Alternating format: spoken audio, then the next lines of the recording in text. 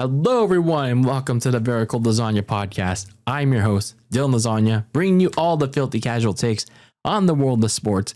This is episode number 320, and in this episode, we're here to do one last week in review for the 2025 NFL regular season. So, yes, regular season, because it was the season finale of the 2025 NFL regular season, and that was week number 18, as we now march ahead to the NFL playoffs. Playoffs? Yes, that is right. Playoffs, pal. So, yeah, before we can look at the playoffs, though, we got to look at the last week that was for this 2025 campaign. Yes, that was week number 18. So, still some last bits and pieces that we had to resolve in the playoff picture, and for the rest of the teams, well, one last look at them before they head off to Cancun. So yeah, for all those teams going off to Cancun, when they probably headed off to Cancun, well, it was a last showcase for them, as if they wanted to stay or they were going to head off somewhere else in the off season to another team or forever Cancun. But yeah, that's what we're here to talk about here in this episode of the Very Cold Lasagna Podcast, as we put to bed the 2025 NFL regular season. And I'll give you my final takeaways at the end of this episode and in the regular season as a whole. So for the playoff picture in my final playoff watch going into week 18, I already gave you the teams that are already eliminated. So nothing much has changed. The only additions to it were the Lions and the Colts. We already know who's in the picture at this point. The only teams that have had yet to clinch their spots going into this coming week was the winner of the AFC North matchup between the Baltimore Ravens and the Pittsburgh Steelers, and whoever was going to win the NFC South between the Carolina Panthers and the Tampa Bay Bucks. So whoever was going to lose that game is completely out. And yeah, that was pretty much all that had to be resolved. And then obviously for the other teams, it's just basically all about seeding, which we'll talk about throughout this episode. And then there were some teams that were already locked into their spot. Mainly the only one was the Green Bay Packers. And that was that. So let's kick things off with the Saturday slate, starting in Tampa Bay, where the Bucks took on the Panthers for that said NFC South title. This was a rematch from not very long ago, week 16. The Panthers took on the Bucks, beating them 23-20 back in Carolina. But this time around, Baker Mayfield found Cade Otton for the opening score. But just as it's been during their downfall, they need their defense and a bunch of Chase McLaughlin field goals to help them pull away from the Panthers, hang on for a sloppy 16-14 victory in the rain. And yeah, this was not pretty for both of these teams. This game pretty much showcased almost everything wrong with both of them. It showcased the Bucks' continued free fall, with them. Sure, they got off hot on the opening touchdown, but then nothing else mattered after that.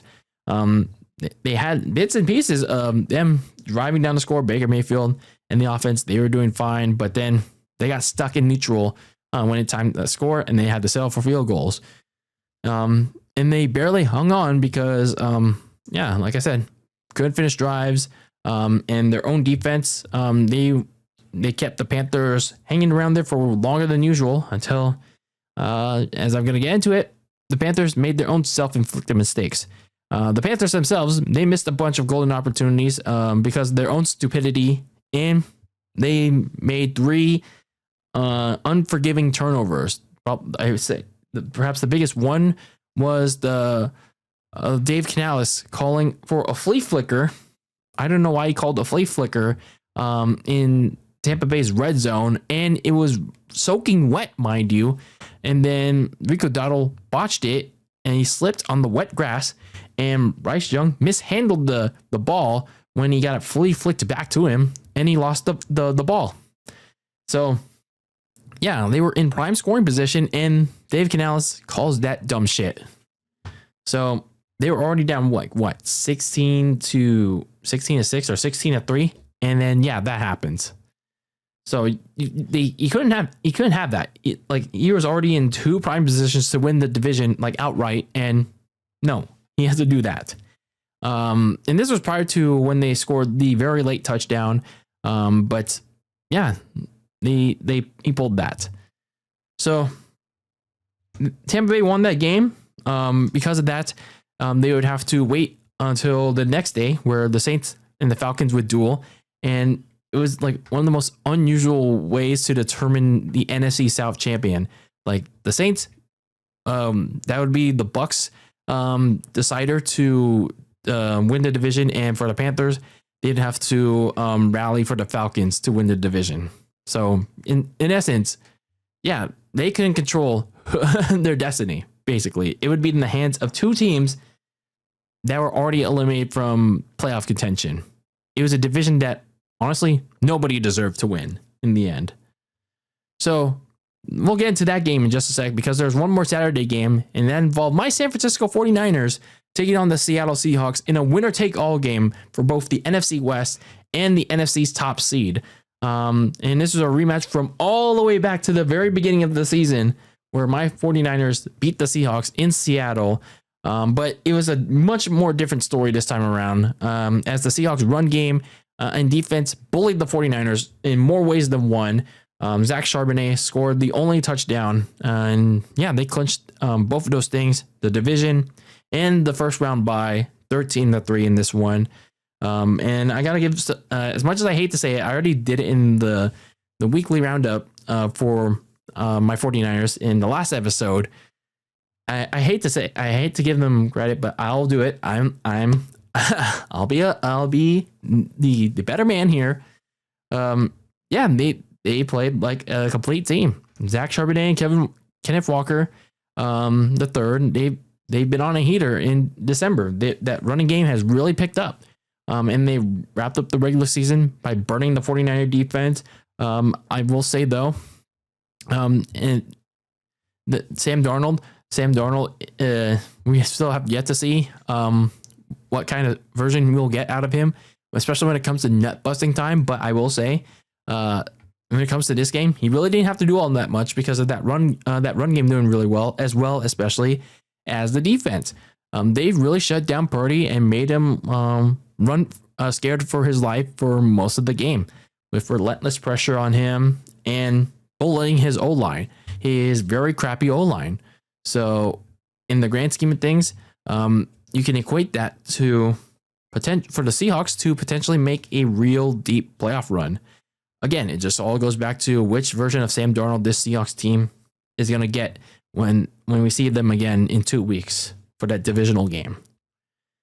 See, now for my 49ers, I'm not going to repeat too much of what I said in the last episode.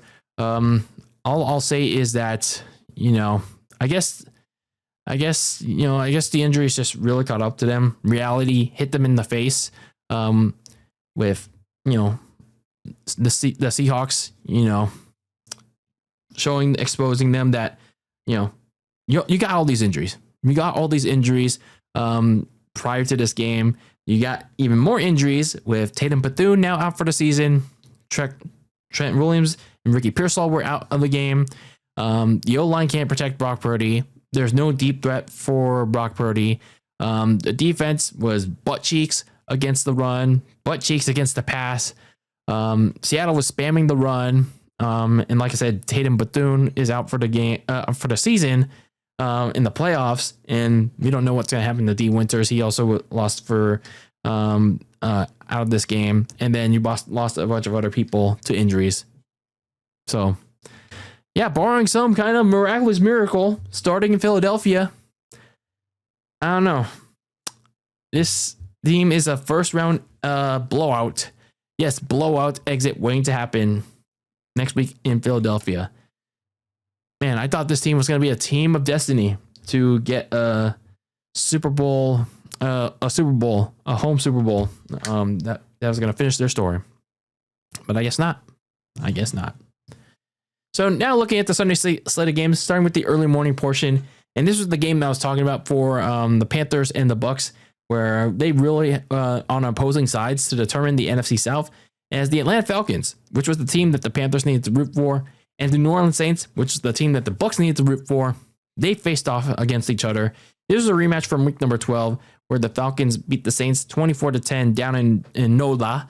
And it was pretty much kind of another close matchup. Well, not really.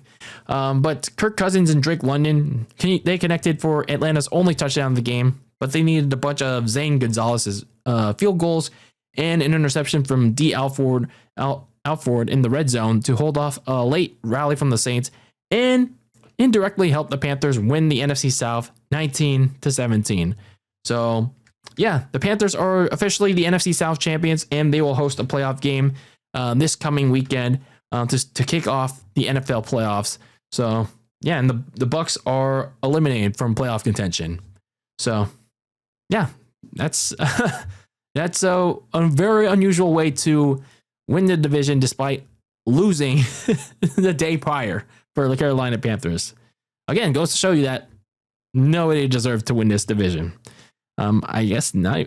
It's kind of weird that for as much as well as Atlanta played these last 5 games, they looked like the best team, but still that stretch where they when they got to 4-9, now was the time that they decided, oh, let's play well. Let's play well, like after we got eliminated. Whatever. Now, as we look at some of these games where it doesn't have a lot of implications in it, I'm not gonna say, oh, this is what I took away from this game. Now that we're in week 18, now that the regular season's over with, let's look at what I would like to see from this team in the offseason. So for the Saints, obviously the biggest thing coming out of this game and the regular season is, well, they got to make a decision on Tyler Show. They got to make a decision on whether they should move forward with him being the starting quarterback. He started for half of the season for Kellen Moore and the Saints, but it's a very, very decent to solid sample size of what they've seen from him. But now they got to make a tough decision to go make a longer term commitment. But regardless of if they make a longer term commitment or they add some competition around him, they should at least scout for these next few months on who to add around Show or the quarterback that they're going to compete with Show. Give that quarterback proper supporting cast. Add to that. Meanwhile, for the Atlanta Falcons, Arthur Blank did the right thing by not falling for the bait of a 5-game winning streak to end the season after going 4-9. He fired Raheem Morris as the head coach, and he also fired Terry Fontenot as the GM. So good job to Arthur Blank for not falling into that bait. So yeah, he's starting completely fresh. Now he's gonna have to find the next GM, the next head coach, and yeah, whoever's gonna be that next duo, and hopefully it's the right one. He has to find better help for Michael Penix Jr. And there's also going to be a few key decisions along the way to whether it's to re-sign a few key guys like Kyle Pitts and a few others.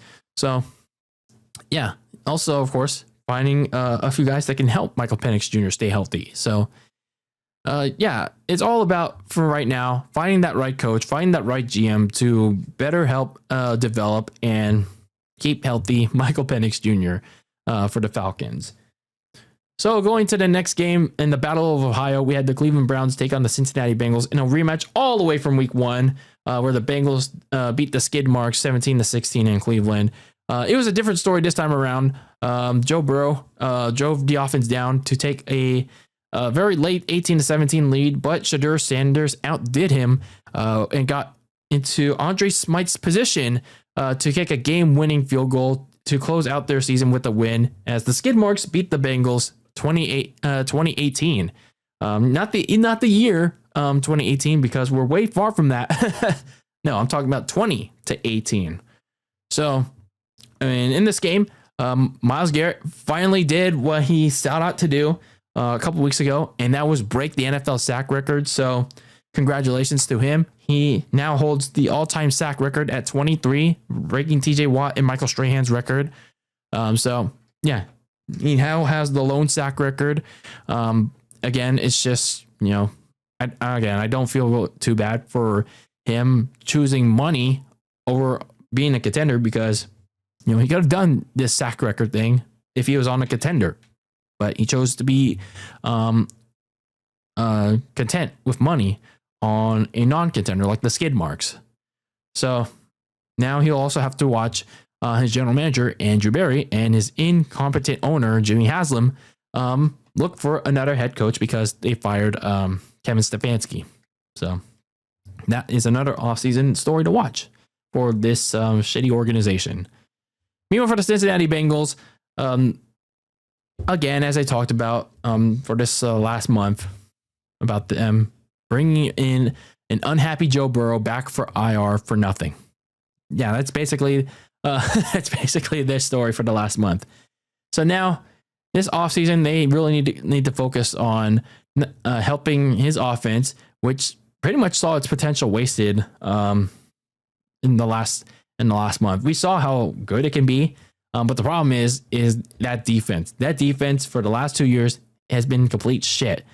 They have a bunch of money in the offseason. Now completely make it over. Bring in some good, valuable, high-end talent. So get some real help on defense to complement the offense for the Bengals. Meanwhile, down in H-Town, we had the Indianapolis Colts take on the Houston Texans in a rematch of week number 13, where the Texans beat the Colts down in Indy 20-16. And a little bit of the same story, but they're starting to pull starters for the Texans halfway through. But in this one, Tommy Togiai, I'm sorry if I can't pronounce that name.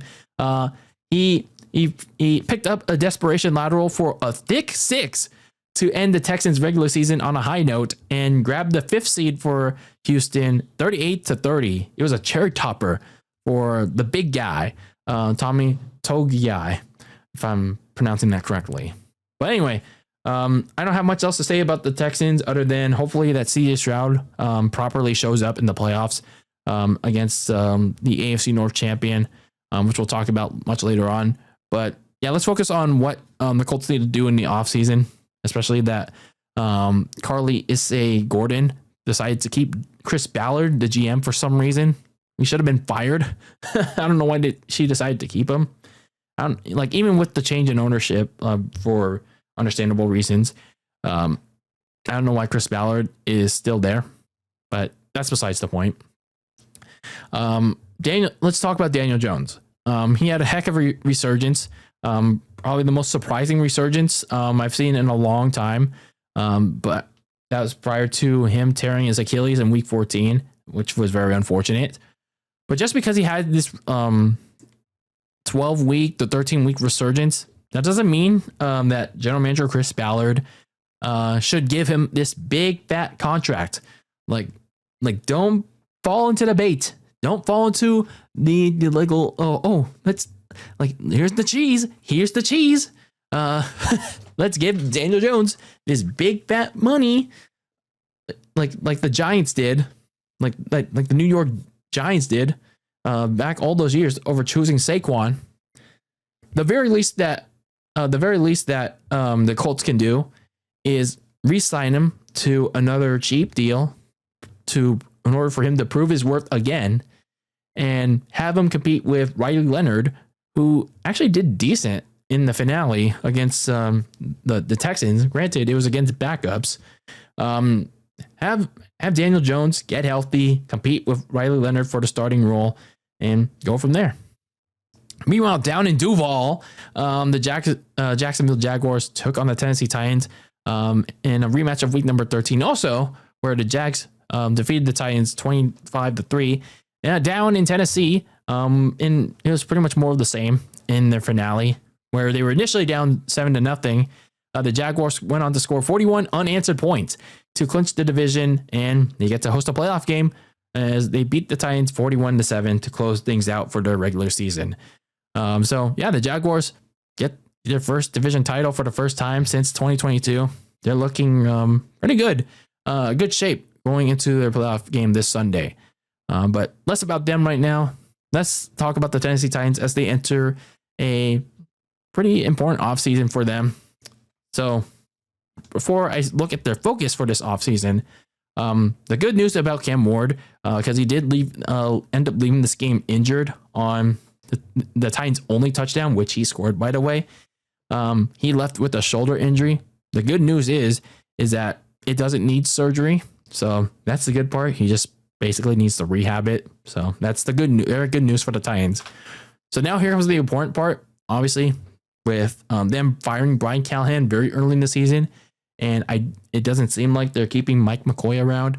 Well, we don't know that yet. But anyway, yeah, while Cam Ward is rehabbing from that shoulder injury, the front office and whoever they hire as their next head coach, they got to begin scouting Cam Ward's supporting cast. And hopefully it's an actual supporting cast that can better help Cam Ward in his development for his year 2 in next September, mind you, in the next 9 months. So they got to get a jump start on that. Meanwhile, down in Minnesota, the Vikings took on the junior varsity Packers. And why do I say junior varsity? Well, most of the starters didn't play. So this was a rematch from week number 12. The Packers beat the Vikings 23-6 down in Lambeau. Again, much different story because the Packers didn't play many of their starters. Fullback CJ Ham ran a goal line touchdown in what apparently was his final game of his career. And that was the game's only touchdown in an easy win over the junior varsity Packers, 16-3. So the Packers, again, I said this for the millionth time, they didn't play much of their starters. That included Jordan Love. So they're on their way to face the Bears in a 3-match this coming weekend. So yeah, I basically spoiled that for you. Let's look at the Vikings for a bit because they have a big uncertain offseason ahead of them, centering around JJ McCarthy. So this year has basically been centered around JJ McCarthy. Granted that the Vikings opted not to give Sam Darnold a big fat contract. And ironically enough, this is 1 year, almost 1 year to date where Sam Darnold, he no-showed the winner take all game against the Detroit Lions. And yeah, here he is 1 year later with the Seahawks. He kind of showed up against the 49ers in this same scenario. And then the following week, almost 1 year to the date, he flopped in that wild card game against the Rams. So I guess that played a decision into the Vikings not re-signing Sam Darnold and proceeding forward with their first round pick McCarthy. But at the same time, while he has shown flashes of what he can be football wise, he hasn't been able to stay healthy, and that's a major problem. He got injured mid game five times. The fifth and final time happened in this game, like the season finale of all things. And the fifth and final time, it happened on his own accord. Like he left the game with that lingering hand injury he had. What was it, 2 games ago? And that caused him, and that didn't look good. Like that was not really a good look. Like it looked like he quit on the team. But yeah, no, injuries happen, but it's just weird when you just like leave on your own accord. But anyway, when you look at the Vikings going into the offseason, like they really have to consider finding some help, not just one backup, but 2 to help out McCarthy, if not overtake McCarthy going into next season. So going into the Meadowlands, let's talk about the New York Giants taking on the Dallas Cowboys in a rematch of week number 2, where the Cowboys beat the Giants in a crazy ass game, 40-37 in a shootout in overtime in Jerry's world. But this time around, it was very, very different because Dak Prescott was pulled in the second half just to, preserve him because there's no point in playing him. Jackson Dart found the end zone twice for the Giants to net them a nice yet costly win over the Cowboys, 34-17. And we'll talk about why it was costly. But for the Cowboys, they really need some help on defense.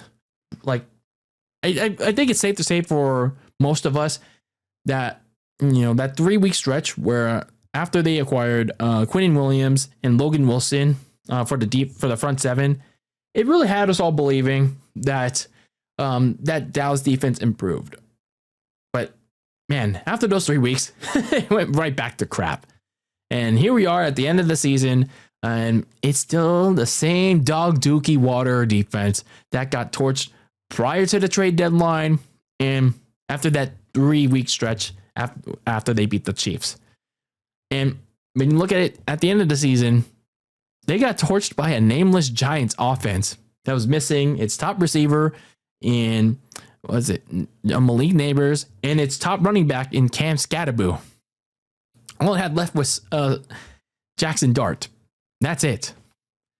So the big focus for the Cowboys this offseason, especially after trading away Micah Parsons before the season, releasing Trayvon Diggs right before this game, and then not having Deron Bland for a full season because he can't stay healthy, unfortunately. Jerry Jones has got to blow up whatever's left of this current defense and get a better one. And that should start by firing defensive coordinator Matt Eberflush, because whatever he's doing was clearly not working. Meanwhile, for the New York Giants, they've already fucked themselves over by winning last week's game against the Raiders. I mean, again, somebody had to out-tank the other in that super D-duper tank bowl, but it had to be the Giants, unfortunately. But it's not just that. They won this game. They won this game against the Cowboys, but they did it decisively. But again, somebody had to win in this one. It's not just that. They played all their starters throughout the whole game. So they dropped out of the top two. But I guess the silver lining is they stayed within the top five. They're like at the 5th pick. So I guess that's a silver lining for the Giants.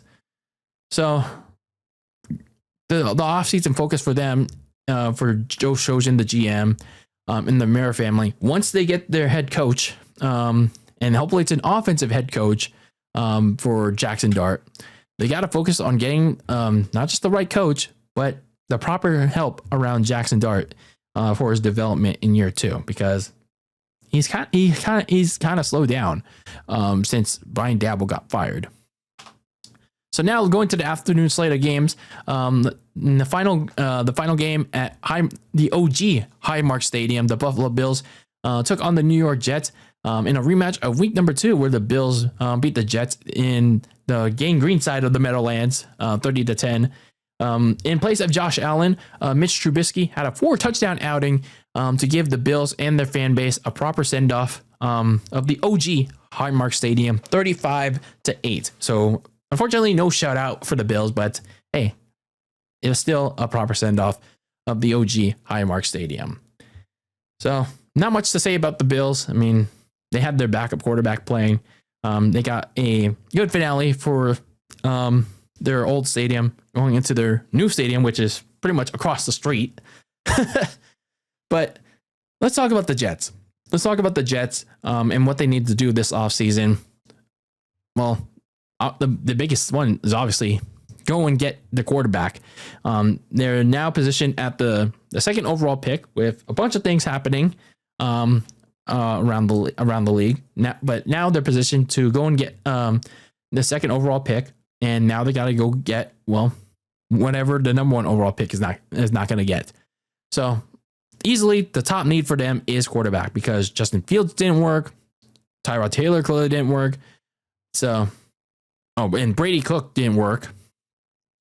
Now is the time for this regime, and I don't know yet if Aaron Glenn is still part of this never-ending rebuild regime, to go and get the quarterback that they so desire, and hopefully properly build around this supporting cast that they basically blew up in the last year. So, yeah, this offseason, go and get your quarterback in the draft, and prior to that, properly build the supporting cast for that quarterback. Meanwhile, down in Chi-Town, the Chicago Bears hosted the Detroit Lions in a rematch of week 2, where the Lions completely blasted the Bears in Detroit, 52-21. But yeah, it's a much quieter game this time around.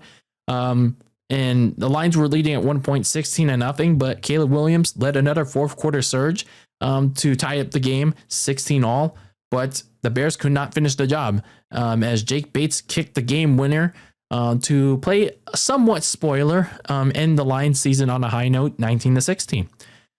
So this is not a bad way for the Lions to finish a disappointing season for them, but this still doesn't erase last week's embarrassment in Minnesota that got them eliminated from playoff contention, nor the season as a whole, where they really regressed in all facets.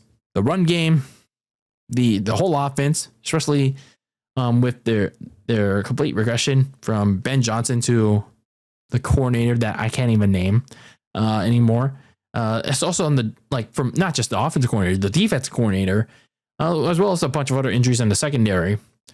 So the focus for the Lions offseason should be finding a bunch of things. New coordinators for Dan Campbell, and so he can give those play calling duties back to them solely. And then general manager Brad Holmes, he's got to do a better job addressing the defense. I don't know how much money they have. Hopefully they have a lot, but they got to address that defense better, get them some quality better players to hopefully supply defensive help, because it's been hot garbage for 2 to 3 years now. Meanwhile, for the Chicago Bears, this formula of starting very slow, similar to the Broncos, and then Caleb and the offense waking up in the fourth quarter, it's been like a theme throughout the whole year for them. And it came back to bite them in this very last game, regular season game against the Lions. They can't do that in the playoffs. They absolutely cannot do that next week against the Packers. So if they are going to do that, they can kiss whatever playoff dreams they have to advance goodbye, because they're going to be playing a limping yet rested Packers, and the Bears are coming off, I guess you could say, quote unquote, heartbreaking loss to the Lions, a last second loss. And this is kind of disappointing for the Bears. They've shown they can beat quality teams like the Eagles, and they can torch a team like the 49ers, but they can't afford to be massively inconsistent against playoff teams. Like they have to play for all 4 quarters. They've shown they've been able, like I said, they've shown they can play for all 4 quarters. They did it 2 weeks ago, but they gotta be massive. They gotta be more consistent, or they're gonna be seeing a first round exit to Cancun this coming week. So speaking of the Denver Broncos, they took on the LA Chargers in their season finale in a rematch of Week 3, where the Chargers beat the Broncos in a very close one, where it ended on a field goal. But this time around, Jalen McMillan, he picked 6 Trey Lance and a couple of Will Lutz field goals later. That was just enough to grant the AFC's top seed to the Mile High, 19-3. Justin Herbert didn't play in this one, mind you, because there's not really much to play for the Chargers. They pretty much knew they were already in the 7th seed, so not really much worth their time. So even though I'm not, there isn't much to take away from the Chargers in terms of, Justin Herbert did this, or the starting offense did this. I do want to touch on one thing from this game, and that is the sad state of Trey Lance, man. Sure, he went up against the starting Denver defense, but this is another opportunity that he had, at the end of the season, that he could show that he could be at least, a viable backup for a team like, a Chargers or a team that really needs a quarterback. Unfortunately, just like in the season finale, when he was a Cowboy against the Commanders, he didn't show up because of it. Also, the lack of game time reps.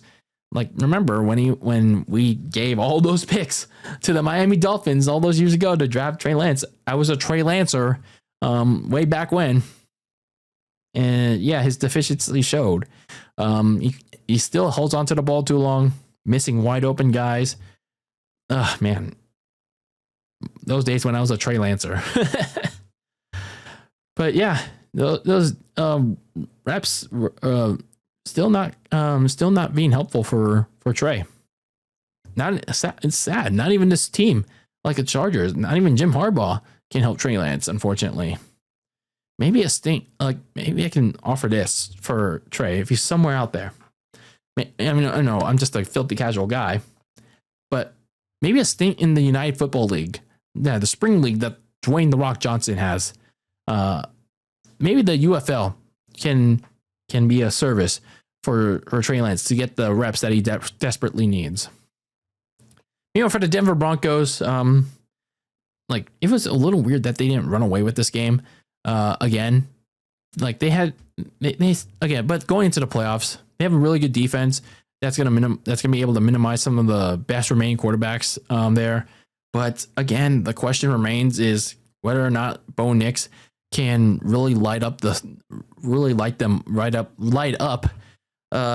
opposing defenses, because as has been Caleb Williams similarly, he and the offense start off very, very slow, and that's not going to cut it in 2 weeks' time.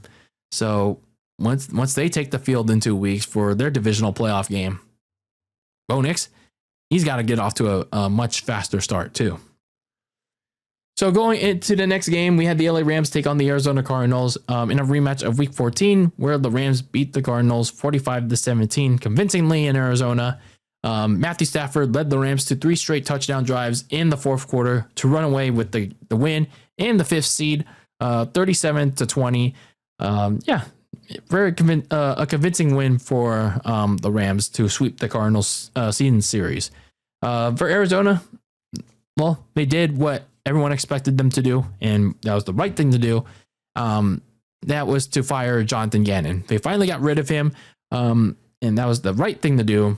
Although I'm not sure why they didn't also fire Monty Ossenfort, the general manager, but they at least got half of it right. But again, not sure why they didn't fire the GM, because he's done just as bad building this roster. But besides that, Ossenfort, he's still there. He and the rest of the front office are now going to have to decide what to do with Kyler Murray in the coming months before proceeding with adding talent around this roster. Of course, along with finding a new head coach. And I don't even know if they're going to be able to get the right head coach. For the LA Rams, it took three quarters for them to finally get it going. But hey, they looked like the offense looked like how they previously were prior to the 2-game losing streak, especially coming off the stinker in Atlanta. That's why the starters played for as long as they did in this one. But I still have some concerns over their defensive backfield, because that remains an issue, especially given the fact that Jacoby Brissett, yes, he managed to make that game as close as it did for 3 quarters before Stafford and the offense managed to run away with this game. So, yeah, that still remains a concern and could be problematic again if Bryce Young somehow exposes that weakness in their wildcard rematch. So now in Las Vegas, the Raiders took on the Chiefs in, I guess somewhat of a finale for both of these teams. It was a rematch of week number 7, where the Chiefs beat the Raiders 31-0. Yes, a shutout in Chiefs Kingdom. But again, both of these teams are much different, way different than they met last time. And Daniel Carlson kicked a 60-yard game-winning field goal to give Pete Carroll one last win before he was shown the door, 14-12. So, yeah, Pete Carroll was fired, as most everyone expected, and yeah, not sure why he was even hired in the first place, but it is what it is. So, the good thing is for both of these teams is that it didn't affect them all that much in the grand scheme of things. The Raiders didn't lose the number 1 overall pick because they already earned the first overall pick before the game, because the Giants won before game time. So I guess winning this game, it was kind of a cherry topper. Meanwhile, for the Chiefs, they won too by losing. So it got them into the top 10 of the draft order. They got the 9th overall pick. So that could certainly help them in whether it's adding an offensive lineman or a defensive lineman or, just getting some receiver help for Patrick Mahomes. So Andy Reid and company can do whatever they want with it. This game was basically a win-win situation for both of these teams. Meanwhile, in Foxborough, the New England Patriots took on the Miami Dolphins in a rematch of week number 2, where the Patriots beat the Dolphins down in the Miami Gardens. Ramondre Stevenson's 3 total touchdown hat trick, and Drake May last push for the MVP was very, very good, very good. As they claimed the 2 seed in the AFC 38-10 in a beatdown of the Dolphins.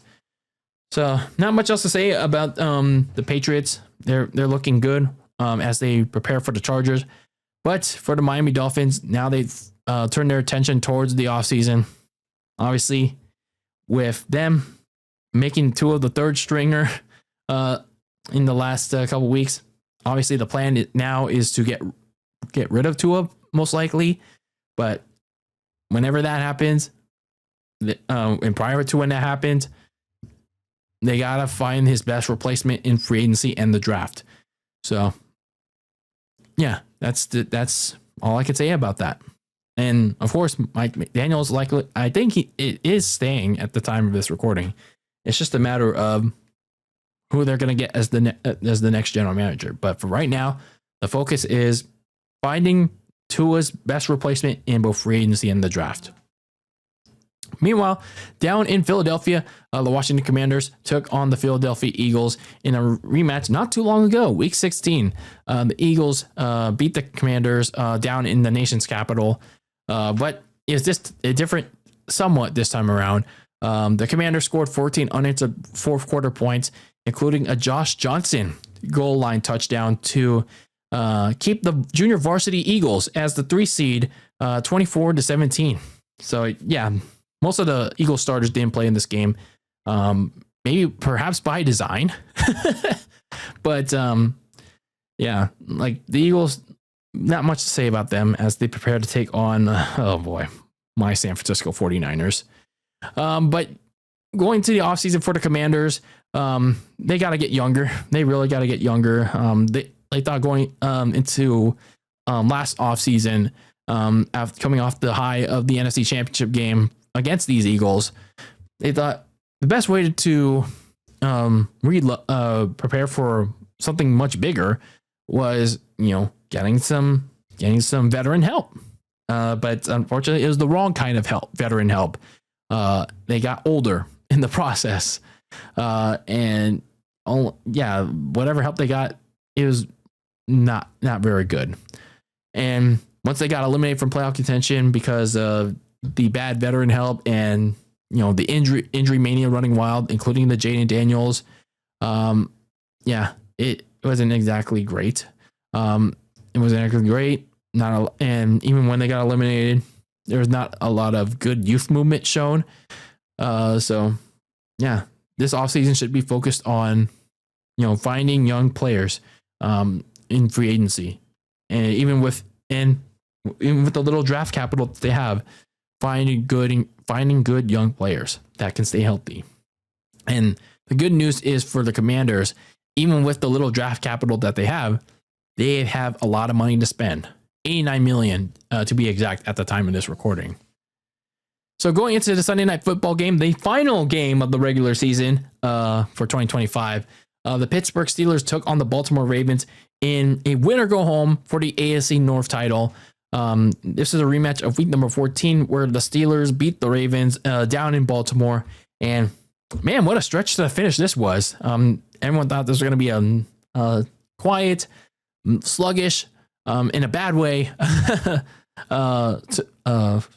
race to the finish. But no, this was a very wild.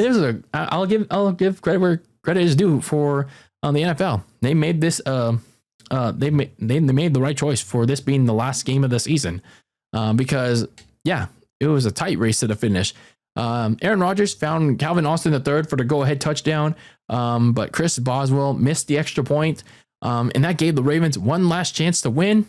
But despite Lamar Jackson and Isaiah Likely connecting on a big fourth down to give them one last chance.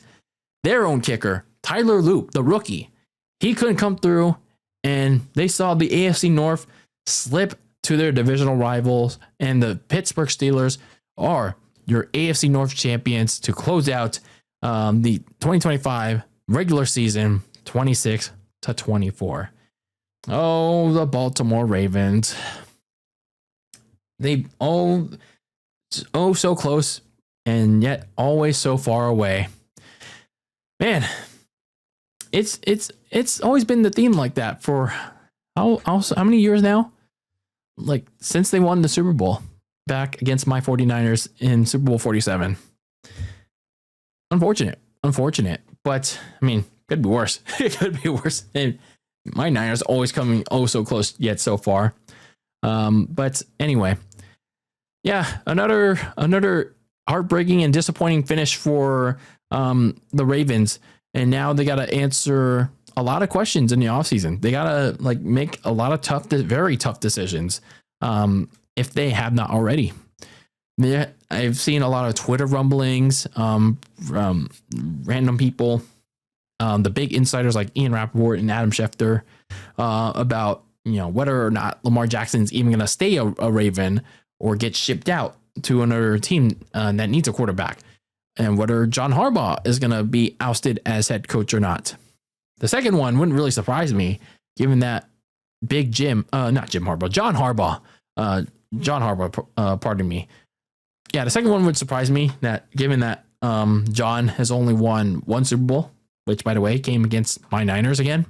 One Super Bowl out of the 12 playoff appearances that his Ravens had. Two of the most recent ones back in, I think, 2019 and 2023 were very doable. They were very doable in making a Super Bowl appearance and potentially a win. So it wouldn't surprise me if the Ravens were ready to move on from John Harbaugh. So a lot of thinking, a lot of decision making to come for the Ravens flock in the next few weeks, if not a month. Meanwhile, for the Pittsburgh Steelers, man, they were so close to blowing this game many times. The defense, they let themselves get burned by Zay Flowers twice. They let him get open twice too much in between scores their scores of the second half.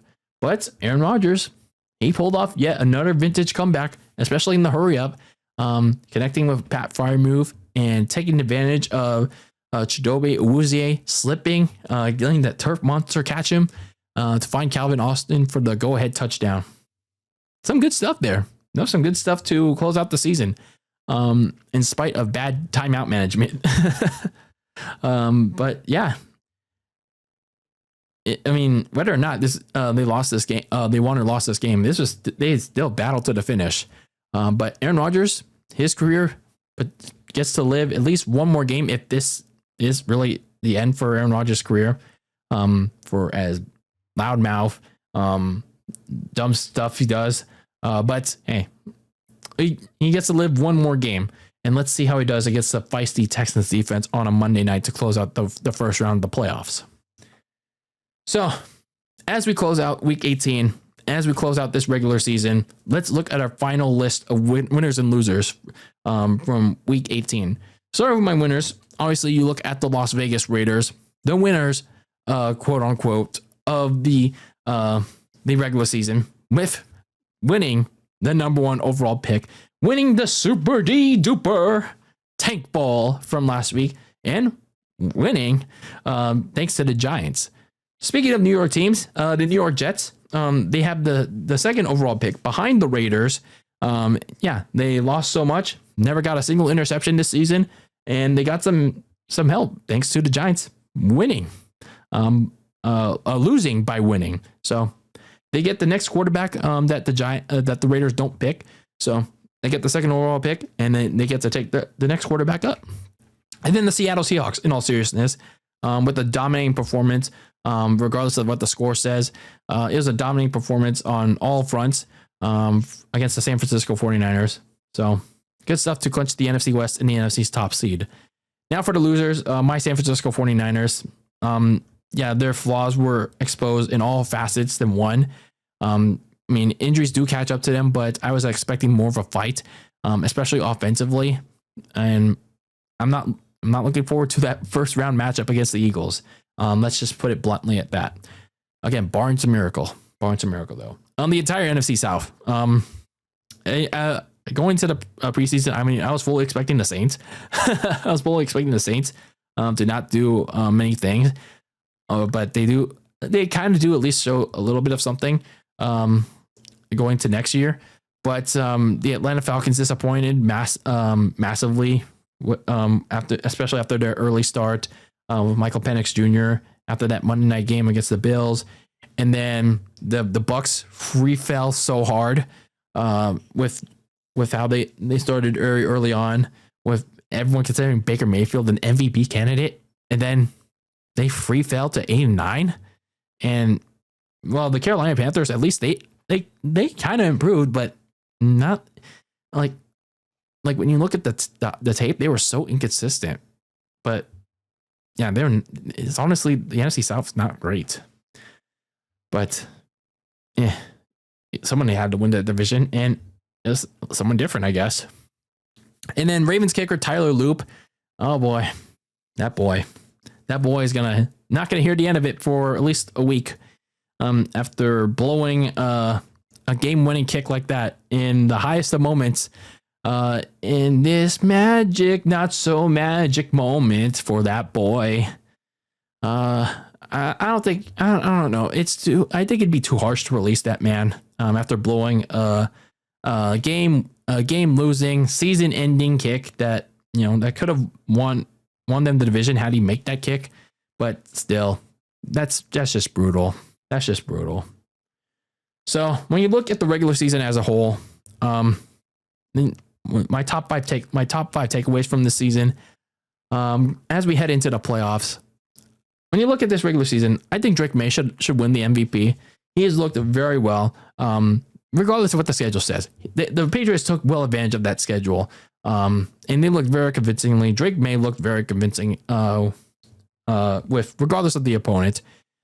So I think Drake May should win the MVP, but I think Matthew Stafford will end up winning because at his age he performed well beyond expectations. So it's a hard argument. It's a really hard argument to make. But in the end, I think the NFL will. I think the NFL will make them. It's not a bad decision at the end of the day whether it's Matthew Stafford or Drake May.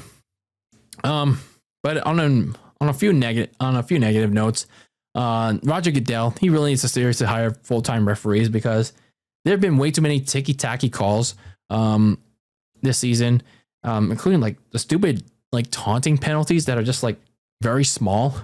I don't even know why that's a rule. And then obviously the pass interference calls that are not even pass interference. So yeah, they got to hire full-time referees, not these part-time referees that just show up to work and they have another job during the week. So get some full-time referees, please. And then too many injuries to many top players, including to my team. So again, I don't know if it's their training regimen or the lack thereof, but there were a lot of injuries to a lot of players, including the top ones.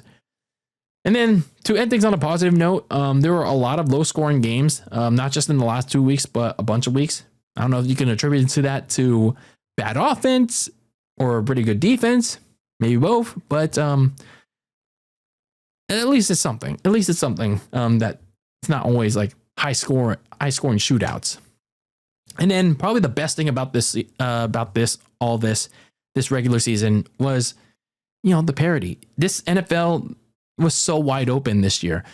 This is probably the most unpredictable season that we've had in quite some time. And I guess it has to do with the fact that,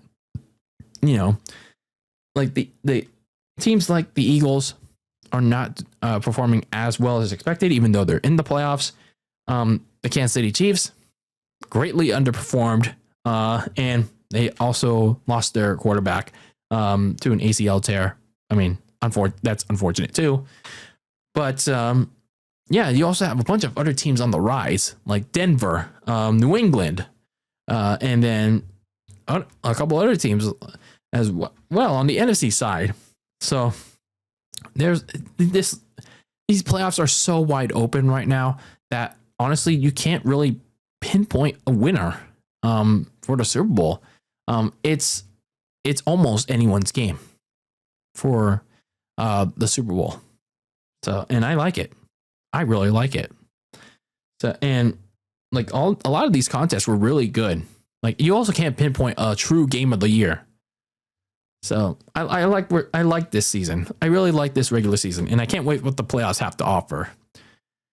So let me know what your guys' thoughts on the last week of the NFL regular season. Even though most of it was like a preseason week to end it all. But let me know your thoughts on how your team did or didn't do throughout this whole season. And yeah, as we head into the most important time of the year for the NFL, and that is the playoffs. Playoffs. And we'll preview that hopefully in the next episode. We'll do that hopefully in the next episode. But that is it for this episode of the Very Cold Lasagna Podcast. I've been your host, Dylan Lasagna, once again giving you all the filthy casual takes on the world of sports for you sports fans out there like you and me. Putting a bow on episode number 320. And yeah, follow me on social media at Very Cold Lasagna. And if you're listening to this on audio, rate and review the show. And if you're watching this on YouTube, hit the subscribe button, turn on the notification bell, hit the like button, and leave your takes down below with the topic at hand. And that is the last week of the NFL regular season, week 18. And we're on to the NFL playoffs. And until I see you, when I see you in the next episode, peace out.